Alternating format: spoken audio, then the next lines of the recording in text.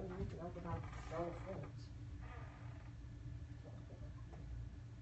You just looked at my calendar. Sorry.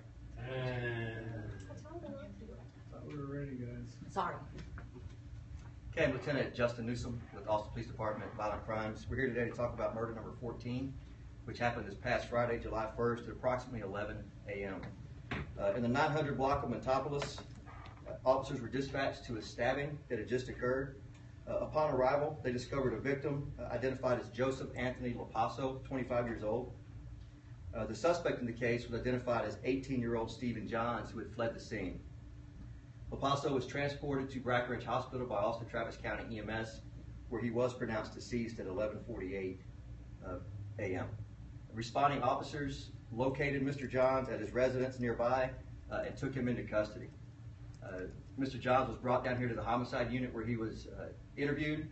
He waived his Miranda rights and spoke with the detective, and he eventually confessed to committing the murder of Mr. LaPasso.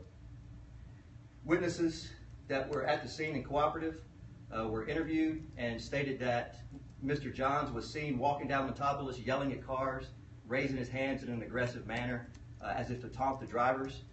Mr. LaPasso took that bait and stopped and confronted Mr. Johns, and after a short argument, the fight ensued in which Mr. Johns stabbed Mr. LaPasso in the chest initially and then multiple stab wounds thereafter. So the entire incident was witnessed by citizens, partially captured on video from a nearby business, and then the suspect later confessed to the crime, and a weapon was found that's consistent with what was used for the stabbing.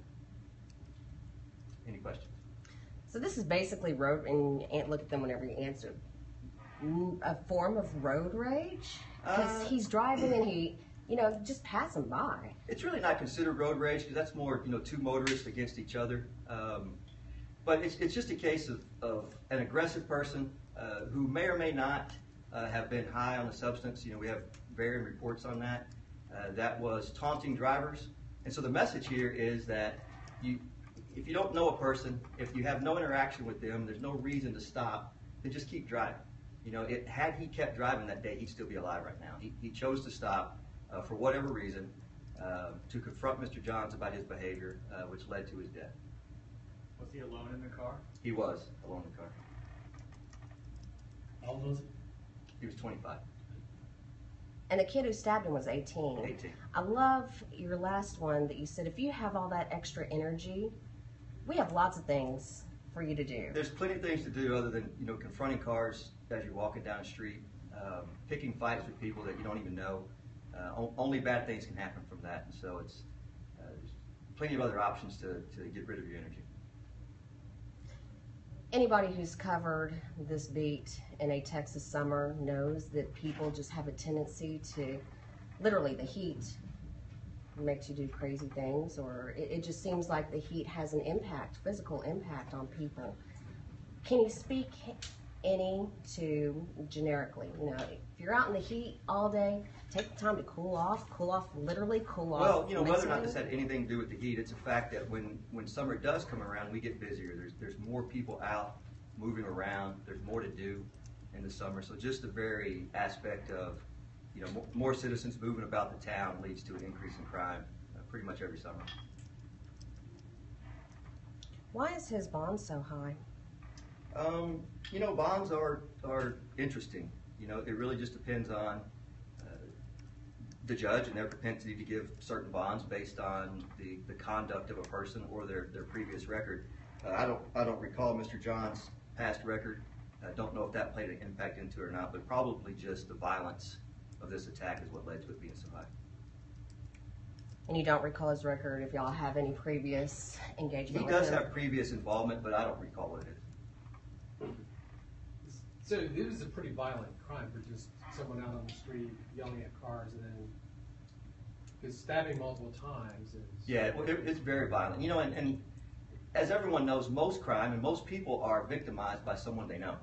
It's really somewhat rare, stranger on stranger violence. And in this case, when it happened, according to the witness accounts, it happened very quickly and very violently. far as the murder rate, are we on pace to be on average? Or?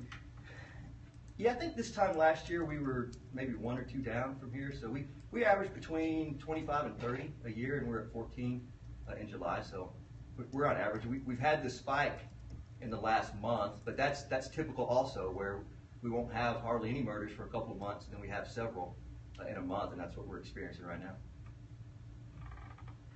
Did the witnesses, were they so far away, or where were the witnesses at relativity? They were very close, saw the whole thing happen. So, and it's very helpful when citizens come forward like these citizens did, that we don't always get that. Oftentimes there are witnesses who are right there when a crime happens, but they don't want to be involved with the police for a variety of reasons. In this case, the witnesses were extremely cooperative, called 911 to get medical help for the victim, then stuck around, waited for the cops, gave good descriptions, came down here and gave good statements, and so we really appreciate every time we get that. So basically, because stranger on stranger is harder because you don't really know. You don't know where to start. You know, if it's a person that's known to another that commits a crime, you have a starting point because you can go out from his circle or her circle. In this case, when it's a stranger, it's harder to get started with it because you really don't know, which angle to take. So again, with having the witnesses there and they stick around, they're cooperative, we can't put a price on that. Sorry, I was kind of late, but can you talk about, I hear now that it's stranger to stranger. What is the cause, what is the latest on the investigation? I can do a second interview with you when we get done with this one, so we don't have to go back over it again with everybody. Anything else? Where was he stabbed? Multiple places in his body. Torso, So, lower, torso. Yep. all upper. Yep. Multiple places in his torso. Do you have an approximate number of how many times he was stabbed? We don't give that specific details. So The victim's family, did he have family? Was he from here? I mean, he did. The victim is from here. Does have family locally. I don't recall if he's married or anything like that, but he has a mother and a girlfriend and a sister that our investigators have spoken to. And the person who's charged, is he? The same. He's his mother's been involved in this, as well as his girlfriend and an aunt, I believe.